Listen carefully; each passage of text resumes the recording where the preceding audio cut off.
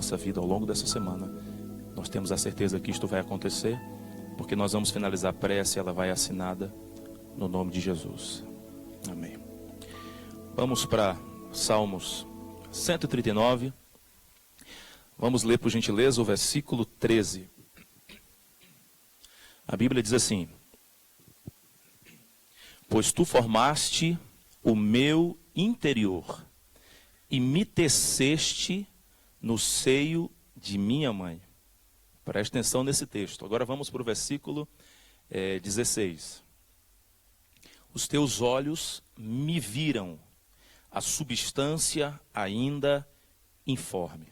Deixa a tua Bíblia aberta, coloca os teus olhos aqui dentro dos meus olhos e vamos começar agora a entender um pouquinho o que está por trás desse texto aqui. A gente sabe que o salmista, ele não era uma pessoa técnica para descrever com precisão o desenvolvimento de um embrião, de um feto. Como ele não era técnico, ele era poeta, então ele utiliza aqui uma linguagem poética. Na verdade, uma excelente figura poética, que é de uma mulher costurando, tecendo. E quando eu olho para a Bíblia, eu me lembro de um texto, antes de continuar mencionando esse aqui, de Jeremias capítulo 1, versículo 5. Vocês conhecem, a Bíblia diz assim, ó: antes que eu te formasse no ventre materno, antes de tudo isso, eu te conheci.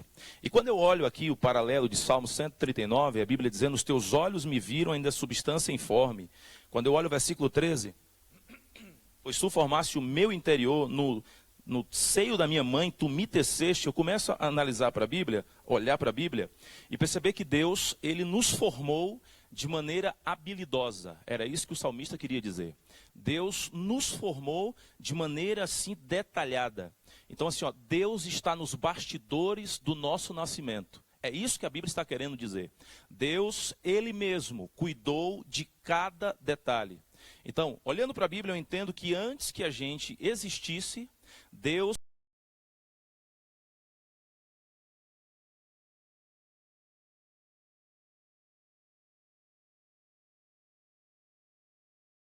propósito de Deus para a nossa vida, ele não se inicia quando a gente nasce.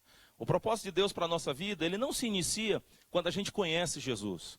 O propósito de Deus para a nossa vida, ele não inicia quando a gente é batizado. A Bíblia diz que a gente era uma substância ainda informe. A gente não tinha sido confeccionado ainda, o Senhor já tinha um plano. A Bíblia diz que o Senhor já tinha nos visto, o Senhor já tinha um propósito para a nossa vida. E qual que é o segredo que eu aprendo olhando para ambos os textos aqui? O segredo é o seguinte: antes de Deus ser importante para você, você já é importante para Deus. Antes de Deus ser importante para mim, eu já era importante para Deus. O ser maior desse universo, ele fez questão do meu nascimento. Ele fez questão do seu nascimento. E ele quis cuidar de cada detalhe. Por isso, eu não conheço a sua história, não conheço a sua trajetória, mas indubitavelmente, irrefragavelmente, eu tenho absoluta certeza que por trás da tua existência, por trás da tua trajetória de vida, está o próprio Deus cuidando, ele mesmo, de cada detalhe. Pelo menos é isso aqui que a Bíblia diz. Interessante que, quando a Bíblia diz que o Senhor, antes de a gente nascer, ele já nos conhecia. Quando a Bíblia diz que ele estava tecendo, costurando, essa é a linguagem que o salmista utiliza, já que ele não era um técnico para descrever com precisão o desenvolvimento do embrião. Então ele fala assim, o Senhor me teceste, ele cuidou de tudo. Eu estava dando uma pesquisada para entender algumas coisas que estão por trás disso.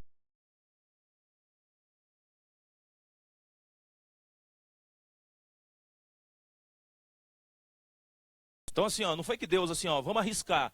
Eu não nasci como fruto de alguém que arriscou. Que a Bíblia está me dizendo. E eu fui pesquisar e eu descobri o seguinte: sem a intervenção de Deus a gente não nasceria. Se Deus não fizesse questão do nosso nascimento, não tinha probabilidade, não tinha chance nenhuma. Falando em probabilidade, para uma pessoa nascer, ela tem que contrariar as estatísticas. Para uma pessoa nascer, ela tem que desafiar as regras matemáticas de probabilidade. Não é fácil nascer. Para você ter uma ideia, alguém falou o seguinte, ó, para uma pessoa nascer, a chance, a probabilidade é 0,000000333%. Traduzindo, é mais fácil uma pessoa ganhar 6 vezes na Mega Sena a nascer. Augusto Cury, ele falou o seguinte, utilizando que no momento que o homem inocula na mulher espermatozoides, utilizando Augusto Cury na base de 40 milhões, Augusto Cury falou o seguinte, a chance de uma pessoa nascer é 0,000.000.04. Aliás, para uma pessoa nascer é muito mais fácil ser presidente do país 1000 vezes a nascer.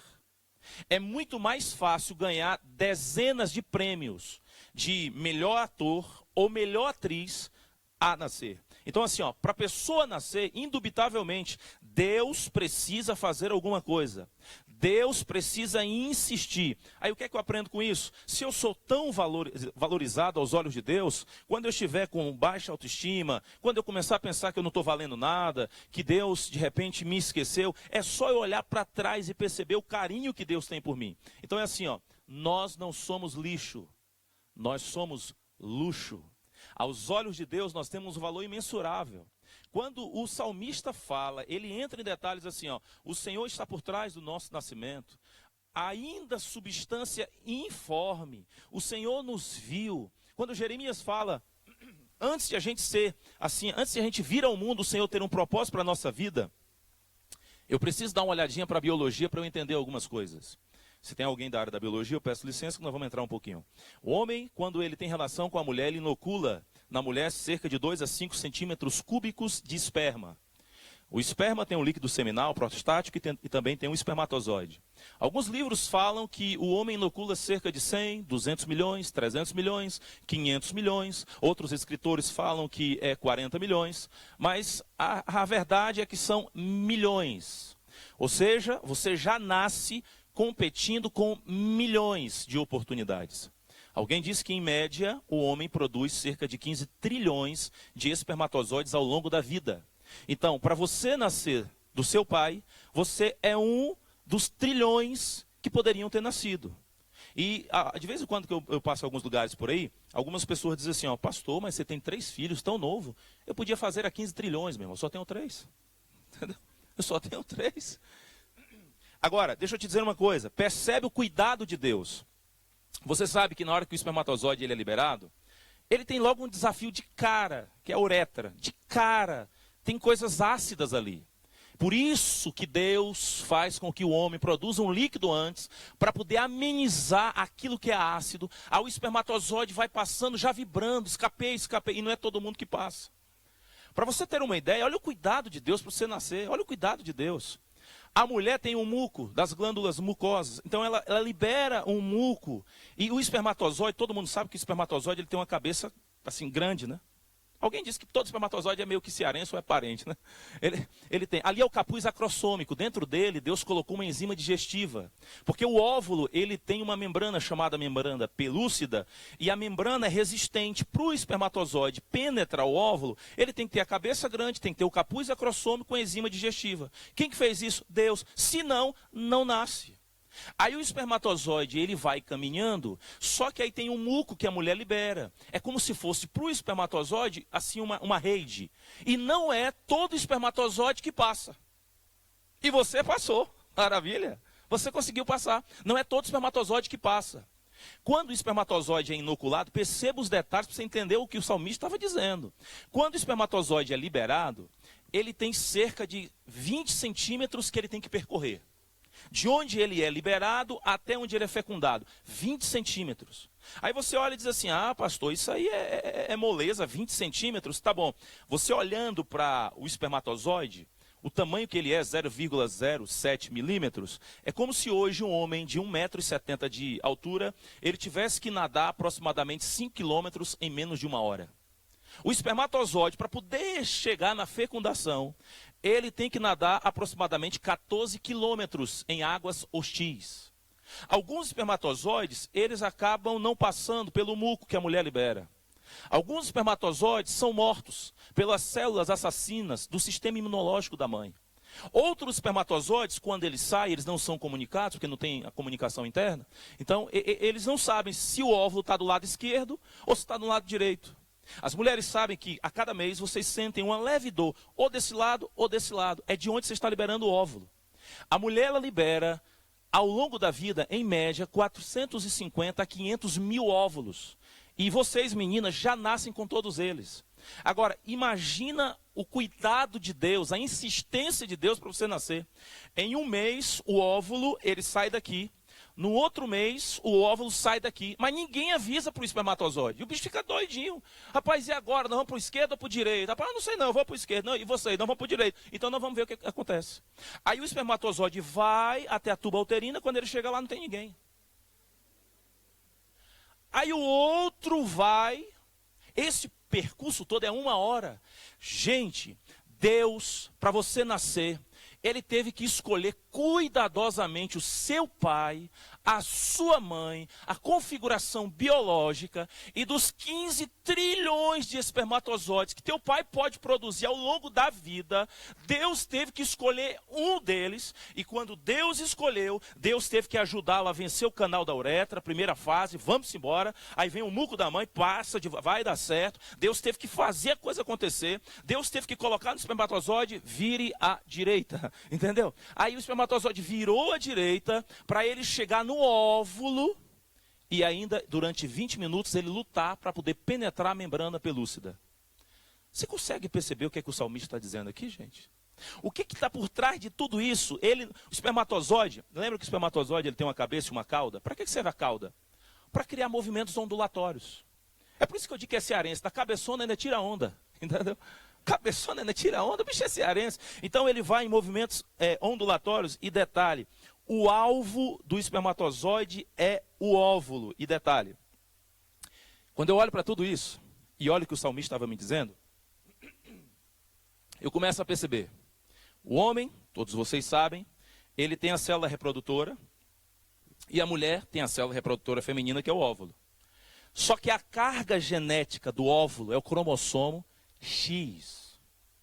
Já no caso do homem, que é reprodutor aí, da sua espermatozoide, ele tem o cromossomo lá, a carga genética, X e Y.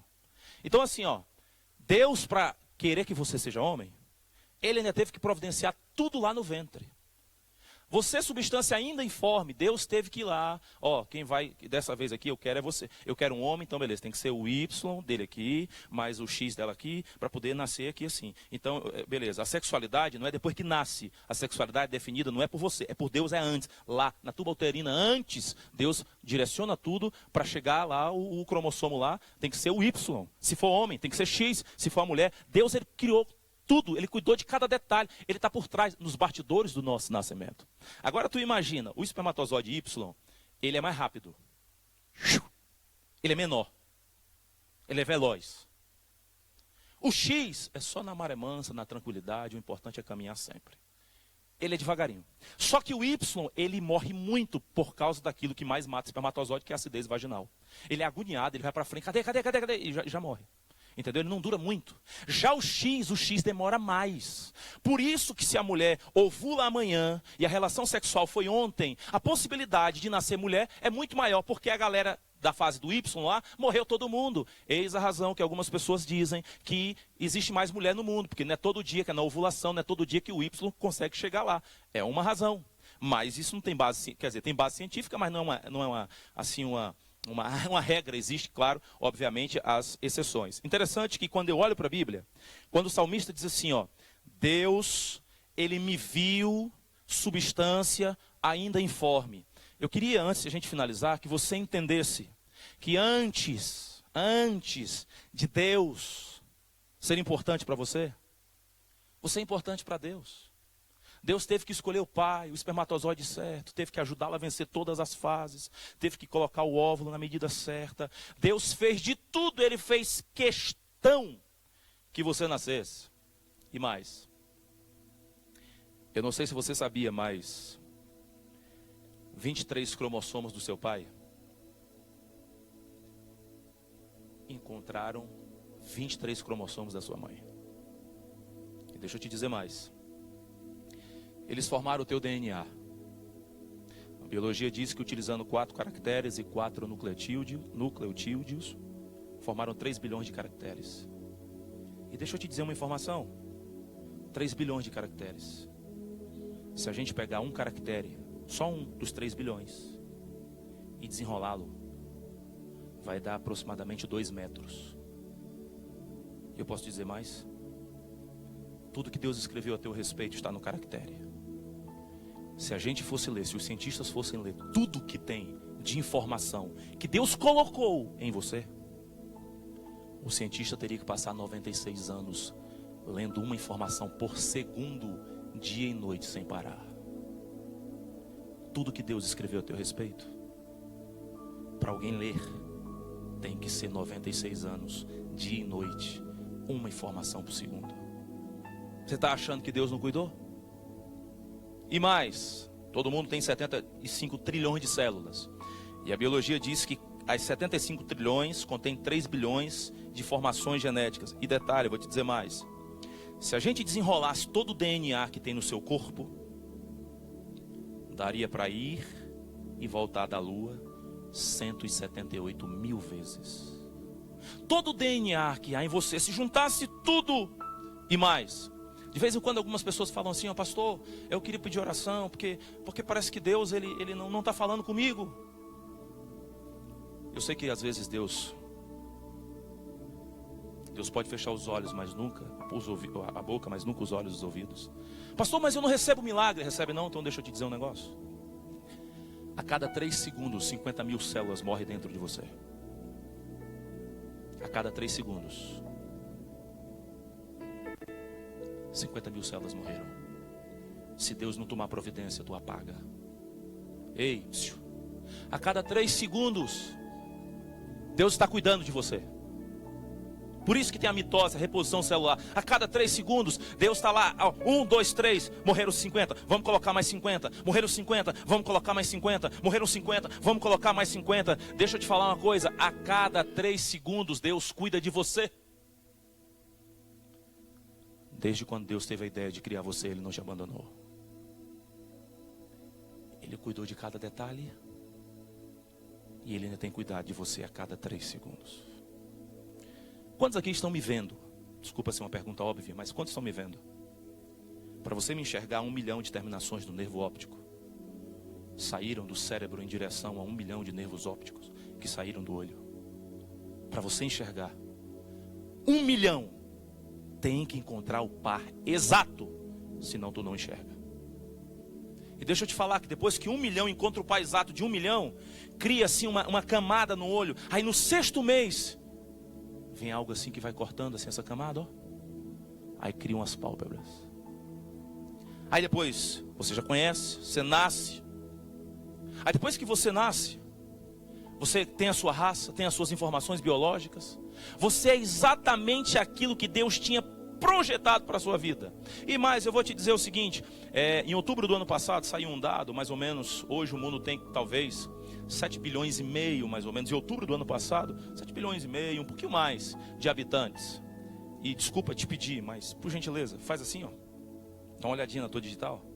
É única, exclusiva, Deus fez, não tem nenhuma igual. Não existe assim uma caixa com uma cópia de segurança de você guardada na oficina de Deus. Não tem. Ei, Deus cuidou de você. Deus, Ele cuida de você. E mais, Ele cuidará de você. Não importa o que está acontecendo, Deus está no controle. Aliás, fé é a certeza de que se der certo ou errado, Deus está no controle. Porque a gente era uma substância indiforme. Ele cuidou da gente. Imagina agora. Ele cuidou, Ele cuida e Ele cuidará de você. Eu tenho 35 anos e eu tenho percebido o cuidado de Deus na minha vida. Eu sou filho adotivo. Alguns aqui já conhecem a minha história. Eu não conheço meu pai e minha mãe, meus pais biológicos, eu não conheço. E eu descobri a minha história através da minha tia. A minha esposa aqui descobriu. E minha mãe contou. Minha mãe me teve, minha mãe biológica me teve e não pôde me criar. Pastor, por quê? Não sei. Talvez eu seria mais um. Mas ela não pôde me criar. Minha mãe me deu para uma família, eu passei 1 semana morando na casa dessa família. E quando eu morei lá 1 semana, o marido falou o seguinte: a gente quer adotar uma uma menina e você acabou adotando, foi um rapaz, você tem que dar um jeito nele aí, porque nós não vamos adotar dois. Há 35 anos atrás era muito mais fácil adotar. Então essa família teve que me dar um jeito, porque não dava para ficar comigo. Então minha mãe se uniu com essa família e eles descobriram que tinha uma mulher que tinha 4 filhas, Claudete, Claudenha, Claudiane e Manuelita, que são as minhas irmãs hoje adotivas, que são minhas irmãs. E eles tomaram a decisão, vamos levar então para essa família, porque aí vai dar certo se a gente levar para lá. Agora, eu nasci desnutrido e eu tinha um osso meio diferente aqui. E não é todo mundo que ia ficar com um menino meio que desconfigurado assim. Porque é bom pegar um certinho já, né? Me colocaram numa banheira. Minha mãe me levou até a casa dessa mãe que me adotou, que é minha mãe hoje. Me colocou na porta. Tocou a campainha. E foi embora. Há 35 anos atrás foi o último momento que eu estive com a minha mãe. Hoje eu sou pai. E eu sei que minha mãe deve ter falado para mim, filho, deixa eu te falar aqui. Isso aqui é para te salvar. Com certeza ela deve ter falado, isso aqui é para o seu bem, mamãe não pode e tal. Mas vou estar torcendo pelo seu sucesso. Tocou a campainha e pronto, foi a última vez que eu vi minha mãe. E eu nem me lembro dela. Minha mãe adotiva, que é minha mãe, minha princesa, minha rainha, ela saiu. Olhou para um lado, olhou para o outro, não viu ninguém. Quando olhou para baixo, estava eu lá. Tomou um susto, porque não é todo dia que você recebe assim de presente um negócio se mexendo, né? Aí falou assim, gente, o que é isso? Chamou o marido. O marido veio, meu bem, o que é isso? E agora eles tinham 2 alternativas. A primeira, vamos dar para uma entidade para criar. Ou, lembra que a gente queria um homem? E nasceu a Claudete, depois a Claudenha, a Claudiane, nasceu a Manela. Tá aí um homem, ué. Aí a minha mãe, para me salvar, minha mãe biológica, escreveu uma cartinha de apresentação. Que fica mais fácil, eu não sabia falar, eu só chorava copiosamente. Então minha mãe escreveu uma cartinha me apresentando. Eu era JA no Ceará quando eu tive acesso à cartinha. Salvou a minha pele. Ela me acompanha até hoje aqui, ó. Isso aqui salvou minha vida. Pastor, o que é isso aí? Isso aí é um papel? Também. Olha só que minha mãe, como ela me apresentou. Nascido em 30 de julho de 1982. Por isso que eu sei minha idade. Talvez eu tenha uns 72, não sei, né? Então, essa é a minha idade. Eu não tenho aquela certidão de nascido vivo. Eu tive os meus 3 filhos, eu toquei na certidão de nascido vivo, mas eu não tive. Hoje a maior luta é quando eu vou ao médico. E o médico pergunta assim, ó, pastor, me diga uma coisa. O senhor já teve um caso assim na sua família? Não sei.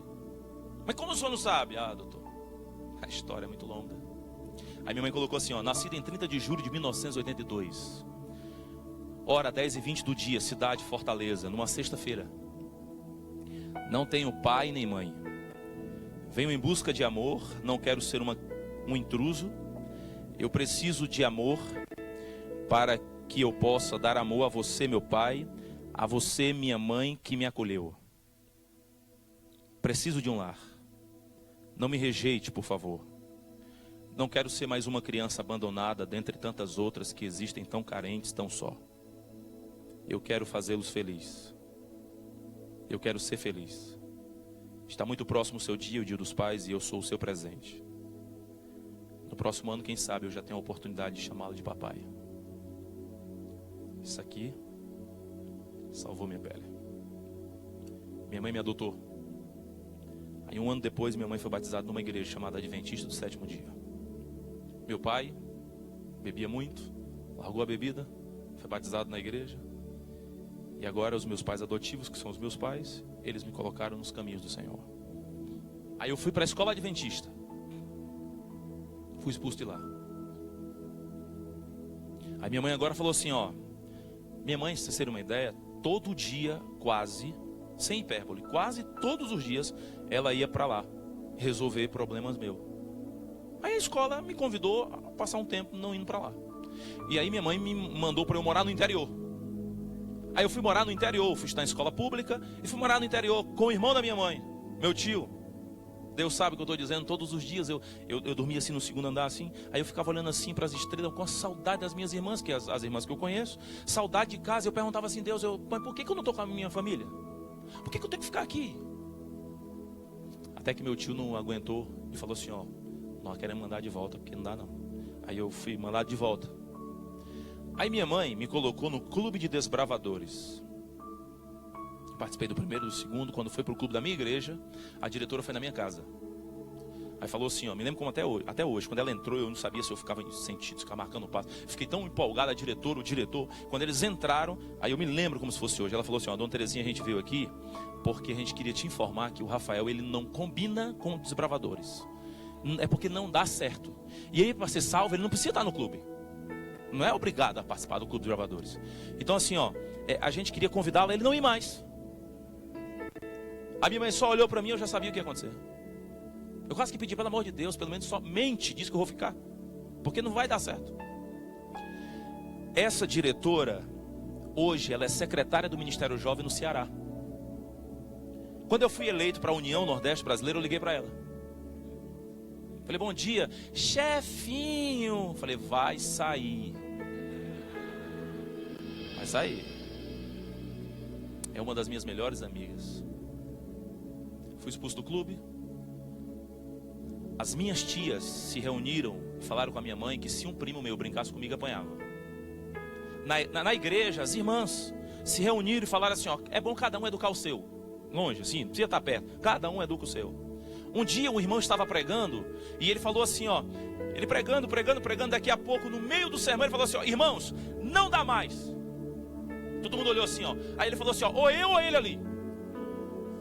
Eu tomei um susto assim, eu estava só atualizando algumas coisas com os meus amigos. Aí eu falei, meu Deus, os diáconos foram onde eu estava, os diáconos. E os diáconos foram lá e eles pegaram assim na minha mão. Se aquele diácono tivesse me levado para fora da igreja, nunca mais eu teria retornado. Porque para você entender um adolescente, você tem que se colocar no lugar dele, empatia. Senão, não entende, não salva, não consegue alcançá-lo. Você tem que tirar sua gravata, você vai ter que descer ao nível dele, para você compreendê-lo e trazê-lo. Deus sabe o que eu estou dizendo, irmãos. Eu não podia falar assim, ó, amém. Se eu falasse amém na minha igreja, todo mundo olhava e falava, não, desculpa, misericórdia, alguma coisa. Eu não, ó, vigília, não participei de nenhuma, eu adolescente. Sabe por quê? Porque Deus sabe, eu ficava escondido no banheiro. Eu deixava a vigília começar. Quando começava, eu entrava, pois o ancião ia me buscar lá e ia me deixar em casa. Minha mãe mora no mesmo lugar. Até hoje, eu sendo pastor, 13 anos, quando eu entro lá, eu lembro das mesmas palavras. Esse menino não tem condições, esse menino não dá, vigília espiritual. Ele é melhor dormindo, acordado. Então, não deixa ele para vigília. Acontece que eu saí da igreja, porque todo mundo dizia que eu não dava. Na minha igreja, todo mundo dizia assim, esse menino é o cão. Eu saí da igreja, me tornei pichador. A primeira coisa que eu fiz foi pichar a minha igreja. Botei lá, eu sou o cão.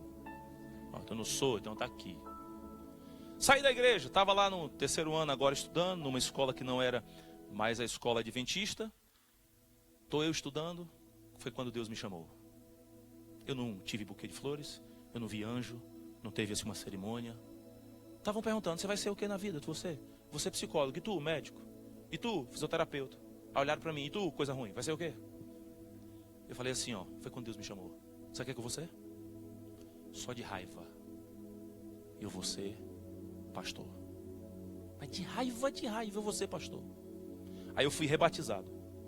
Se depender de batismo, eu estou salvo, porque eu fui 2 vezes. Fui rebatizado. Aí agora a igreja me colocou como diretor de jovens. Eu falei, meu Deus. Daqui a pouco todo mundo dizia assim, ó, esse menino dá para ser pastor. Eu falei, rapaz, eu mudei, porque de cão para pastor foi uma mudança grande.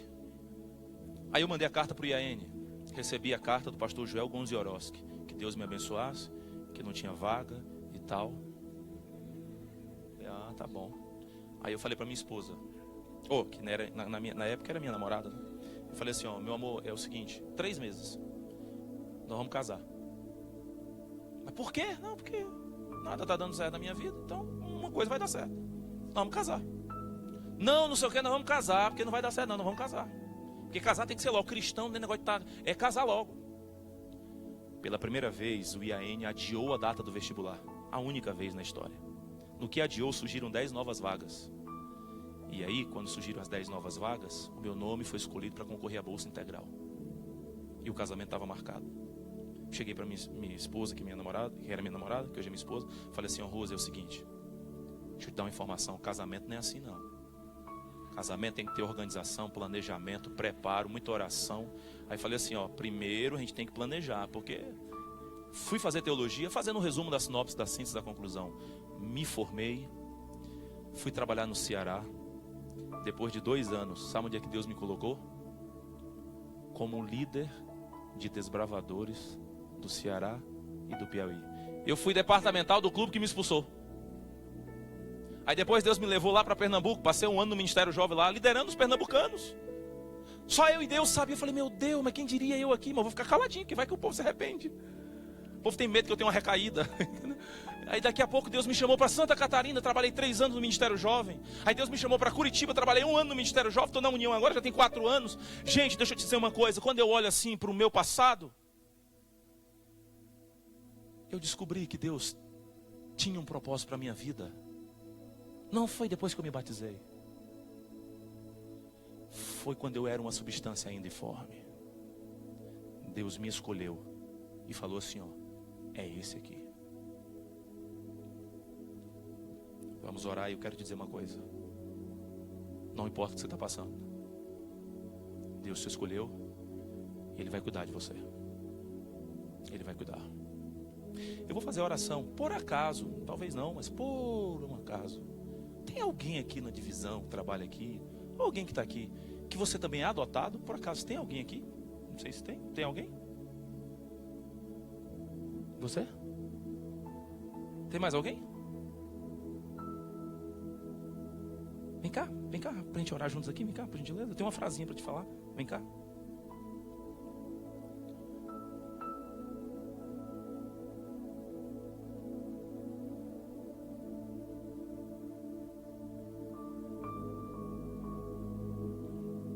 Deixa eu dar um recadinho para vocês aqui, tá bom? Pra gente orar. Guarda essa frase. Filhos legítimos são amados porque são filhos. Adotivos são filhos porque são amados. Deus amou vocês, Deus ama e Deus amará. E Deus ainda providenciou uma família para cuidar de vocês. Que Deus os abençoe. Tem por acaso alguém aqui, por acaso, que você tem um filho, ou um sobrinho, alguém da sua família, que você olha e você não dá nada, mas não dá nada. Meu Deus, esse menino não tem jeito. Se tem, olha para mim, olha aqui para mim. Tem jeito sim. Tem jeito. Só não desiste. Porque se o mar não abrir, Deus tem a estratégia de fazer você caminhar sobre as águas. Tem alguém aqui por acaso que tem um filho que gostaria de dizer assim, pastor, ora pela criatura que eu tenho lá em casa. Tem alguém que tem um filho assim? A senhora? Mais alguém aí? Você? Vem cá. Em nome do seu filho, vem cá, não tem problema não, pode vir. Pode vir, ele é o seu orgulho. E deixa eu te falar uma coisa, pode vir aqui na frente. Deixa eu te falar aqui, lá em casa, pelo incrível que pareça, eu sou o maior orgulho da minha mãe. Toca em mim para tu ver o que é que vai acontecer. Porque eu era um projeto falido e Deus, Ele mudou minha história. Porque Ele tem um plano, Ele teve e terá na minha vida. Tem mais aqui algum pai aqui, alguma mãe para a gente orar aqui? Nós vamos orar pelo seu filho. Pastor, mas o senhor vai orar e vai consertar o menino? Não. O poder não está em quem ora, mas o poder está em quem ouve. Vamos ficar em pé para a gente orar? Feche os olhos, por gentileza, e nós vamos orar. Vamos orar. Grande Deus, muito obrigado, Senhor, porque a gente ainda era uma substância ainda informe e o Senhor cuidou de cada detalhe do nosso nascimento. Obrigado porque o Senhor mesmo está nos bastidores da nossa história. O Senhor cuidou, o Senhor cuida e o Senhor cuidará. E de maneira muito especial, Deus, nós queremos orar por essas pessoas que estão aqui na frente, alguns que foram adotados, uma mãe que representa diversas mães da nossa igreja que, aflitas, às vezes não conseguem dormir direito. E nós queremos te pedir agora, Pai, em nome de Jesus, não somente os filhos aqui dos pais representados, mas todos os filhos da tua igreja, tem misericórdia de cada um deles.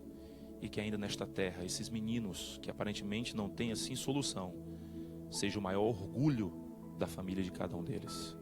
Que a tua bênção nos acompanhe nos acompanhe hoje e sempre. E muitíssimo obrigado, porque hoje nós descobrimos que antes de o Senhor ser importante para nós, nós já éramos importantes para o Senhor. Que a tua bênção permaneça conosco, hoje e sempre, em nome de Jesus. Amém. Deus os acompanhe e tenha um excelente dia em nome de Jesus.